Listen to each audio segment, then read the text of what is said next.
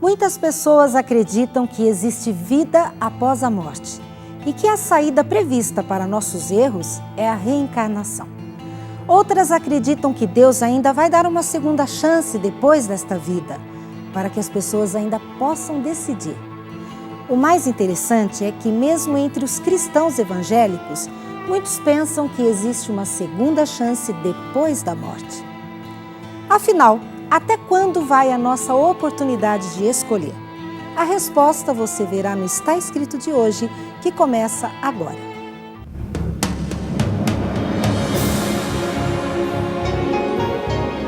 Ele permaneceu através dos tempos. O livro de Deus, a Bíblia. Indispensável em nosso mundo complexo. Está escrito. Transmitindo esperança ao redor do mundo. Apresentado por Fernando Iglesias. Lucas nasceu num lar cristão. Desde pequeno aprendeu na Bíblia o caminho da salvação. Tornou-se um jovem inteligente e sempre estava interessado na Bíblia como a fonte da verdade. Mas de repente, como que num passe de mágica, as suas prioridades começaram a mudar. As amizades de antes já não serviam mais. Ele questionou a sua fé, teve dúvidas, mas ao invés de tentar buscar a solução na Bíblia, foi se afastando de Deus sem deixar com que Ele respondesse às suas dúvidas. Chegou a um ponto que não dava mais para suportar. Ele não podia mais continuar vivendo com gente que ele não suportava. Finalmente ele fez uma decisão drástica. Abandonou a Deus e a tudo aquilo que estava ligado com a sua vida anterior com o Senhor. Abandonou amigos, paixões, tudo. Ele só não sabia que o inesperado estava para acontecer.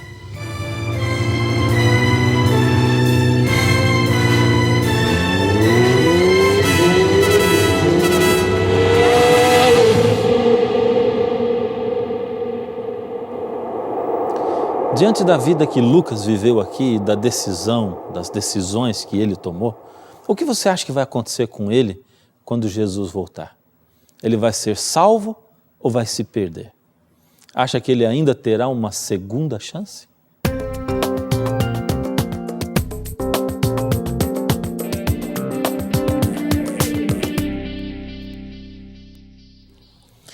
Você sabe que muitas pessoas têm acreditado que existe vida depois da morte e que a saída prevista para os nossos erros é a reencarnação.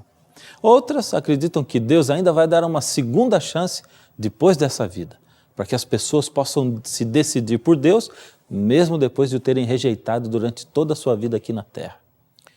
Afinal, quantas chances temos depois dessa vida que vivemos aqui na Terra? Numa matéria de capa, a revista Veja colocou uma declaração da modelo Raika, que é espírita, e disse o seguinte: o que mais gosto em minha religião é que sempre temos uma segunda chance. Será que isso é verdade? O mais interessante é que mesmo entre os cristãos evangélicos, existem muitos que pensam que antes de Jesus voltar, haverá 1000 anos de chance para que as pessoas possam se arrepender, ou seja, uma segunda chance de 1000 anos.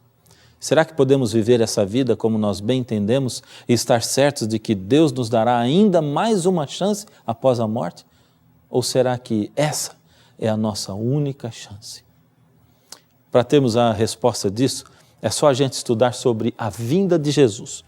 Pois a Bíblia estabelece que o dia da vinda de Jesus é o dia do juízo, ou seja, é o dia em que o destino de todas as pessoas será definido. Veja essa declaração de Jesus sobre a sua segunda vinda. Está em Mateus 24, 30 e 31. Então aparecerá no céu o sinal do Filho do Homem. Todos os povos da terra se lamentarão e verão o Filho do Homem vindo sobre as nuvens do céu, com poder e muita glória. E ele enviará os seus anjos com grande clangor de trombeta, os quais reunirão os seus escolhidos dos 4 ventos, de uma a outra extremidade dos céus. Você percebeu?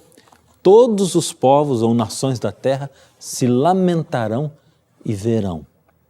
embora esse verso seja muito interessante, ele deixa no ar assim algumas dúvidas. Primeiro, por que quando Jesus voltar muitos se lamentarão? Segundo, quem são os escolhidos de Jesus a quem os anjos vão buscar? 1 Tessalonicenses 4:16 nos dá a resposta completa. Porquanto o Senhor mesmo, dada a sua palavra de ordem, ouvida a voz do arcanjo e ressoada a trombeta de Deus, descerá dos céus e os mortos em Cristo ressuscitarão primeiro. Então vamos estabelecer agora alguns acontecimentos que marcam a segunda vinda de Jesus. Em primeiro lugar, Jesus dá uma palavra de ordem. Em segundo, os mortos em Cristo ressuscitam primeiro. Quem são os mortos em Cristo? Bem, aqueles que se entregaram a Ele enquanto viveram aqui na terra. E se eles ressuscitam primeiro, quer dizer que aqueles que não escolheram Jesus não ressuscitam, permanecem mortos. Você percebeu que esse texto divide em dois o grupo dos que já estão mortos? Primeiro, os que morreram em Cristo. Segundo, os que não morreram em Cristo. Quando Jesus voltar, os que morreram em Cristo ressuscitarão primeiro. E os que não morreram em Cristo permanecem mortos. O que deverá acontecer com os mortos em Cristo que ressuscitarão e juntamente com aqueles fiéis a Jesus que já estarão vivos na ocasião da volta de Jesus? Voltemos ao texto, 1 Tessalonicenses 4, verso 17. Depois nós, os vivos, os que ficarmos, seremos arrebatados juntamente com eles, ou seja, juntamente com os que morreram em Cristo e ressuscitaram, entre as nuvens para o encontro do Senhor nos ares. E assim estaremos para sempre com o Senhor. Viu só? Jesus volta, os mortos em Cristo ressuscitam e se unem aos fiéis a Jesus que estavam vivos. E todos eles são levados para o céu. Você não vive a vida sonhando em viver num mundo sem violência, sem doença, sem morte, sem injustiça? Você não vive cobrando de Deus que Ele faça alguma coisa para resolver a situação do mundo?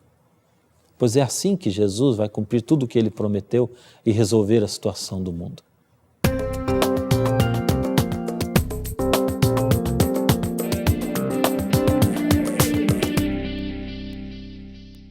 Agora, espera aí, o que acontece com aqueles que não aceitaram a Cristo?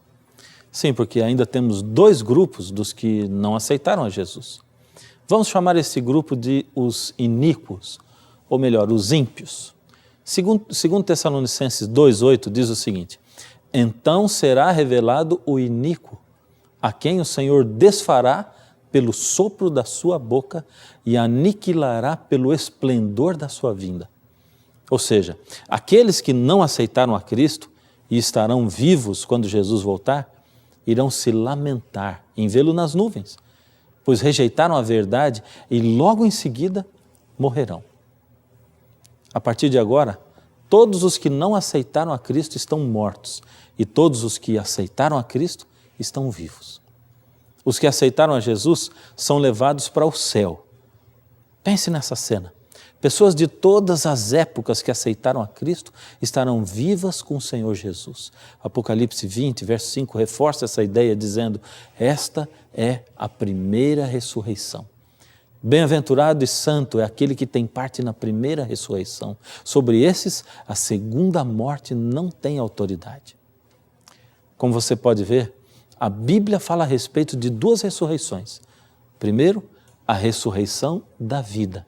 Segundo, a ressurreição do juízo. Isso fica bem claro em João capítulo 5, 28, onde diz: não vos maravilheis disto, porque vem a hora em que todos os que se acham nos túmulos ouvirão a sua voz e sairão. Os que tiverem feito o bem para a ressurreição da vida e os que tiverem praticado o mal para a ressurreição do juízo. Bom, nós já vimos que a ressurreição da vida vai acontecer no dia da vinda de Jesus. Mas quando vai acontecer a segunda ressurreição, a ressurreição do juízo, da qual fala a Bíblia?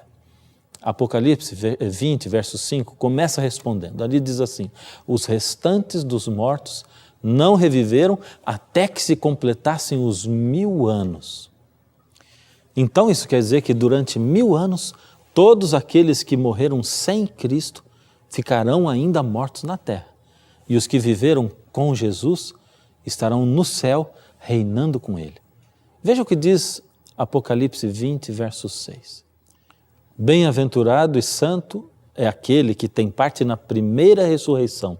Sobre esses, a segunda morte não tem autoridade. Pelo contrário, serão sacerdotes de Deus e de Cristo e reinarão com Ele os 1000 anos. Que tal fazermos um resumo de tudo que nós vimos até agora? Primeiro, Jesus volta e todos na terra o veem. Segundo, os que morreram crendo em Cristo ressuscitam. Terceiro, os que estão vivos e não aceitaram a Cristo morrem. Quarto, todos os que ficaram vivos, vamos chamá-los de os justos, são levados para o céu. Quinto, todos os que estavam mortos sem crer em Cristo, juntamente com os que morreram porque não escolheram a Jesus em suas vidas na terra, permanecem mortos na terra. Estes formam o grupo daqueles que nós vamos chamar de os ímpios. Começa então um período de 1000 anos. Agora imagine só como fica a terra durante esses 1000 anos. Os que escolheram Jesus estão no céu com Ele. Os que não o escolheram estão mortos na terra, embaixo da terra. Satanás agora não tem a quem tentar, não tem aonde ir, nem o que fazer.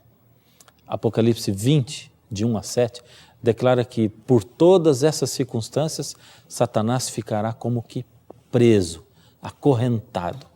Veja o que diz o texto. Então vi descer do céu um anjo, tinha na mão a chave do abismo e uma grande corrente. Ele segurou o dragão, a antiga serpente, que é o diabo, Satanás, e o prendeu por 1000 anos. Lançou-o no abismo, fechou-o e pôs selos sobre ele, para que não mais enganasse as nações até se completarem os 1000 anos. Depois disso, é necessário que ele seja solto por pouco tempo. Logicamente que essa linguagem é figurada. Não haverá nenhum anjo descendo com uma corrente enorme para prender Satanás. É que, sem ter o que fazer na terra, sem ter a quem tentar, sem ter aonde ir, Satanás fica preso por uma cadeia de circunstâncias. Ele vai ter tempo, então, para pensar em tudo o que ele fez durante todo esse tempo em que Deus ainda estava dando oportunidades aos seres humanos.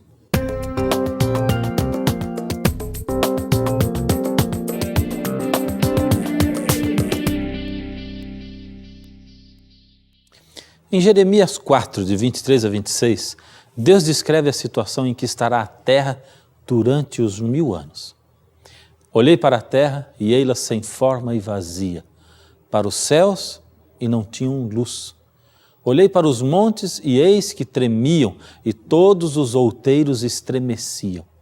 Olhei e eis que não havia homem nenhum e todas as aves do céu haviam fugido. Olhei ainda e eis que a terra fértil era um deserto e todas as suas cidades estavam derribadas diante do Senhor, diante do furor da sua ira. E Jeremias acrescenta um detalhe muito importante. Veja só o que está escrito em Jeremias 25, 33. Os que o Senhor entregar à morte naquele dia se estenderão de uma a outra extremidade da terra. Não serão pranteados, nem recolhidos, nem sepultados. Serão como esterco sobre a face da terra. Satanás estará aqui na terra com um monte de cadáveres em decomposição. Mas o texto de Apocalipse 20, verso 3, disse, e eu vou repetir novamente, quando, porém, se completarem os 1000 anos, Satanás será solto da sua prisão. Mas vamos agora juntar aí as peças desse quebra-cabeça que nós estamos montando e ver como é que tudo fica. Satanás estava preso por uma cadeia de circunstâncias, por não ter a quem tentar. Os textos anteriores diziam que, na realidade, haverá 2 ressurreições. Então, tudo indica que no final dos 1000 anos acontecerá a segunda ressurreição. a ressurreição daqueles ímpios. Agora, após os 1000 anos, tendo novamente a quem tentar, será assim que Satanás será solto da prisão. Vamos ler Apocalipse capítulo 20, versos 7 e 8, lá no finalzinho da Bíblia. Quando, porém, se completarem os 1000 anos, Satanás será solto da sua prisão e sairá a seduzir as nações que há nos 4 cantos da terra, a fim de reuni-las para a batalha. O número dessas é como a areia do mar. Como a areia do mar. Sabe o que me chama a atenção aqui? É que o número de pessoas que não escolhem a Cristo é tão grande que a Bíblia diz que é como a areia do mar.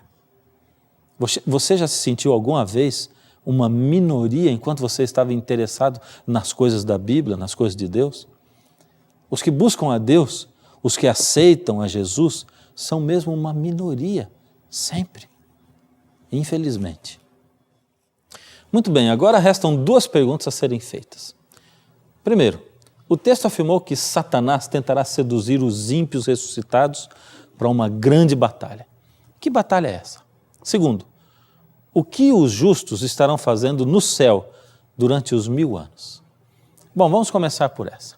Em Apocalipse 20, verso 4, diz o que os justos ficarão fazendo no céu durante os 1000 anos.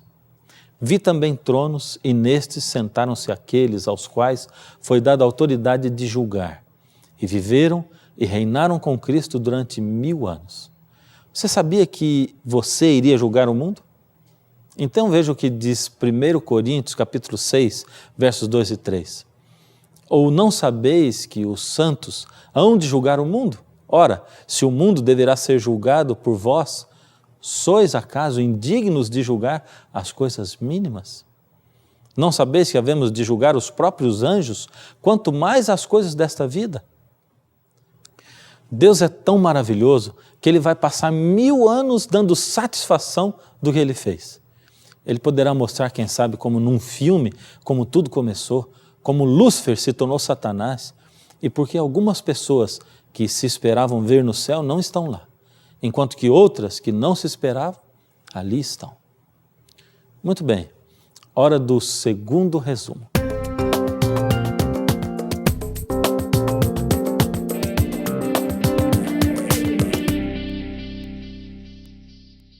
Muito bem, agora é hora do segundo resumo, o resumo do que vai estar acontecendo durante os 1000 anos. Jesus estará no céu com aqueles que o escolheram, Ele estará dando satisfações, ou seja, deixando que cada um julgue por si mesmo se Deus foi justo em tudo que fez. Os que morreram sem aceitar a Jesus estarão mortos na terra. A terra estará desolada, Satanás, sem ter a quem tentar, estará preso na terra. Agora a segunda pergunta: que batalha é esta que Satanás vai convocar? Vamos ver agora em sequência os acontecimentos do fim dos 1000 anos. Primeiro, os ímpios ressuscitam. Esta é a segunda ressurreição. Está relatada em Apocalipse capítulo 20, verso 5. Os outros mortos não reviveram até que se completassem os 1000 anos. Segundo, a cidade santa desce do céu. Apocalipse 21, 1 e 2 diz: E eu, João, vi um novo céu e uma nova terra. Vi também a cidade santa, Nova Jerusalém, que descia do céu da parte de Deus, ataviada como noiva adornada para o seu esposo. Terceiro, Satanás reúne a grande multidão dos ímpios e marcha contra a cidade santa a fim de guerrear contra ela. Apocalipse 20, versos 7 e 8, relata o seguinte: Quando, porém, se completarem os 1000 anos, Satanás será solto da sua prisão e sairá a enganar as nações, cujo número é como a areia do mar, para ajuntar para a grande batalha. Apocalipse 20, verso 9, completa. Marcharam então pela superfície da terra e sitiaram o acampamento dos santos e a cidade querida. Enquanto Satanás reúne a todos os ímpios para uma guerra contra a cidade santa, lá onde estão os salvos, de repente, como que numa tela panorâmica, será apresentado diante de todos a história da redenção, desde o início. Então, Satanás ainda tentará convencer os ímpios a levar o seu plano avante. Tudo será em vão, pois haverá entre os ímpios tão grande desentendimento que antes que eles se destruam uns aos outros, se cumprirá o que está escrito em Apocalipse, capítulo 20, verso 9. Apocalipse 20, verso 9. Marcharam então pela superfície da terra e sitiaram o acampamento dos santos e a cidade querida. Desceu, porém, fogo do céu e os consumiu. Malaquias 4, verso 1, descreve também que alguns serão como palha e não haverá nem raiz nem ramos. O mesmo fogo que os consome purifica a terra. E os salvos terão o privilégio de ver o Senhor Jesus recriar a terra. E a terra será o centro do universo todo. Desde o Éden, quando o homem escolheu Satanás como seu Deus, no lugar de Deus, Deus tem suportado calado as muitas injustiças que acontecem nesse mundo. Deus tem assistido calado a muitas barbaridades que acontecem com seus filhos. Durante séculos, Deus tem dado oportunidade aos seres humanos para se arrependerem e ouvirem a sua voz. Ele tem ouvido seus filhos clamarem por justiça, mas ainda não era a hora dele fazer nada. Agora sim chegou a hora de Deus acabar de uma vez por todas com o mal que domina esse mundo. Chegou a hora de acabar com a injustiça, com os gritos silenciosos de terror. Chegou a hora de Deus fazer justiça pelos seus filhos. O próprio João descreveu em Apocalipse 21, verso 3, eis o tabernáculo de Deus com os homens. Deus habitará com eles. Eles serão povos de Deus e Deus mesmo estará com eles. Onde você vai estar?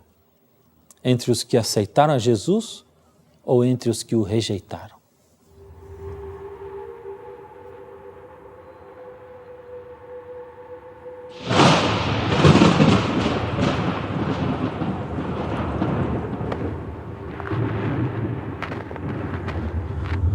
Acho que eu tô sozinho aqui. Hoje não.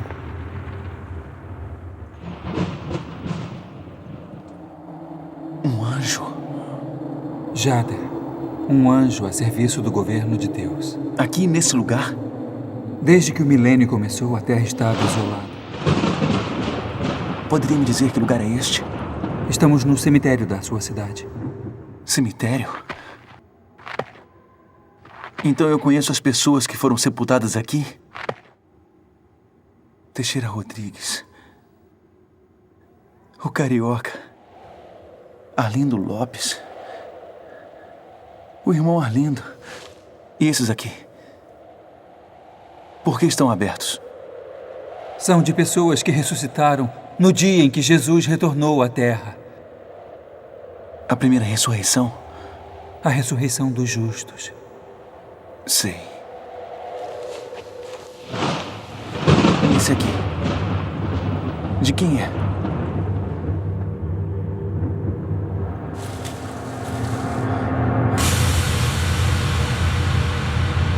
Lucas de Albuquerque. Foi isso mesmo que eu li? Exatamente isso, Lucas. O que aconteceu? Infelizmente, esse é o seu túmulo. Mas ele tá fechado.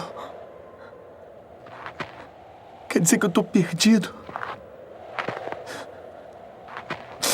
Eu não me lembro de nada. A única coisa que eu me lembro é que eu tava andando de moto, isso. Eu tava andando de moto.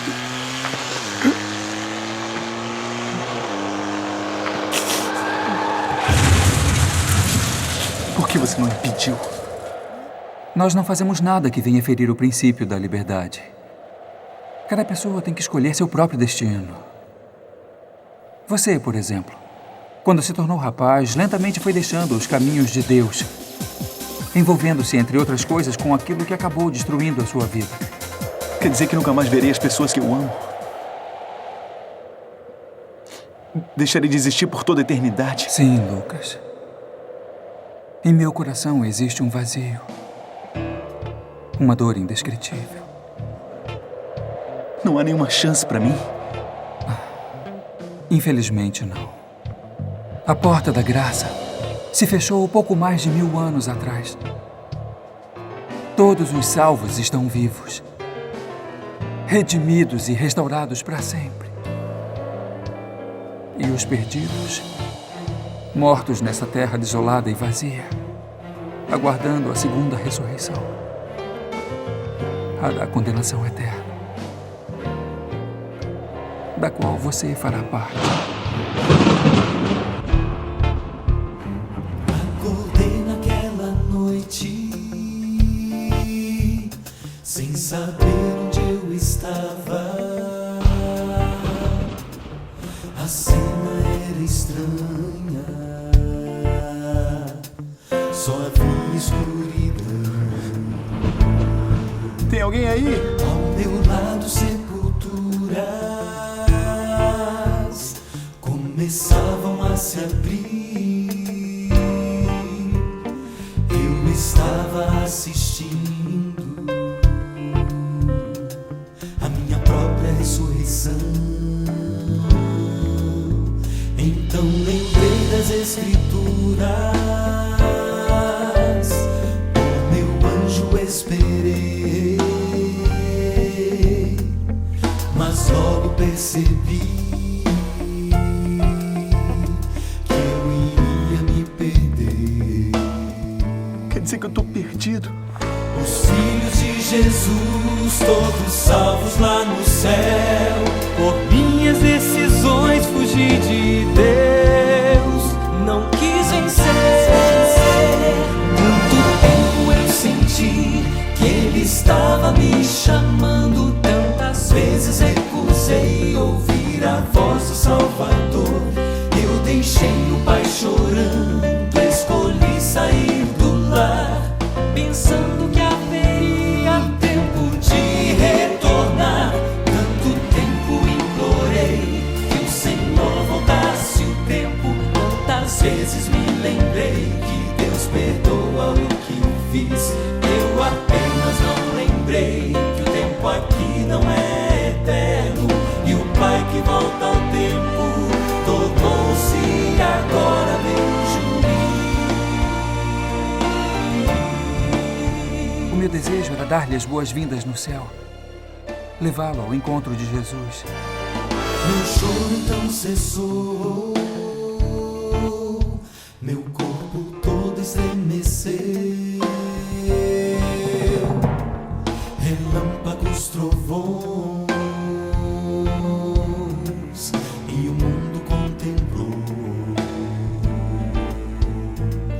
Tão linda como noiva pra encontrar o seu amor. Desceu Jerusalém então no céu, se iluminou. Tanto tempo eu senti que Ele estava me chamando. Tantas vezes recusei ouvir a voz do Salvador. Eu deixei o pai chorando, escolhi sair do lar, pensando que haveria tempo de retornar. Tanto tempo implorei que o Senhor voltasse o tempo. Tantas vezes me lembrei que Deus perdoa o que fiz. Eu apenas não lembrei que o tempo aqui não é eterno. E o Pai que volta ao tempo tornou-se agora meu juiz.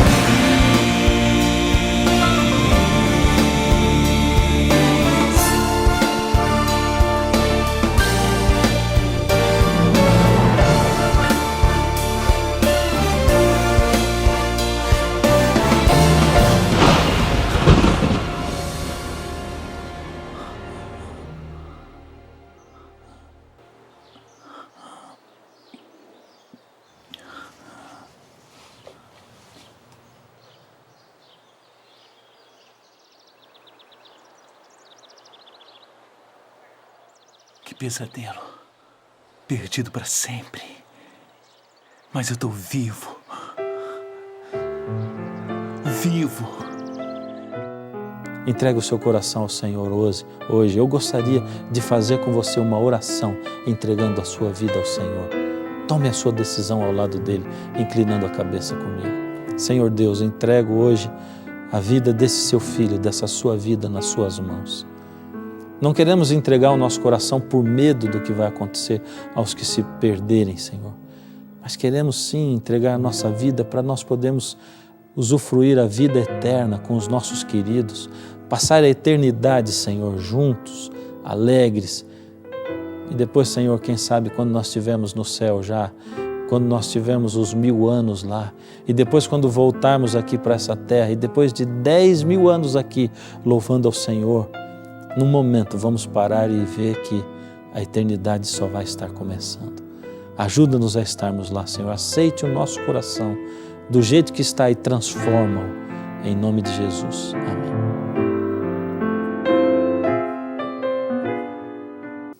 No programa de hoje ficou claro que a única chance que temos é agora, nesta vida. O passado já se foi e o amanhã ainda não chegou. Por isso, aproveite agora esta oportunidade para se entregar para o seu Salvador.